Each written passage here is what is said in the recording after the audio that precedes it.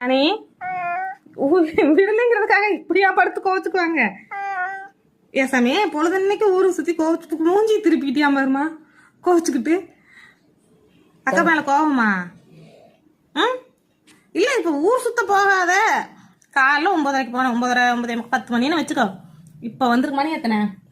மணி 7:45. இப்ப வந்திருக்கிற சோறு தண்ணி இல்லாம ஓன் கிடக்குற, வீட்டோட இரு கொஞ்ச நேரம் அப்படின்னா தப்பா? இதுக்கு இப்படி கோவச்சுக்குற? ஹலோ, வால் மட்டும்தான் ஆடுது, வாய் பேசாது. அப்பா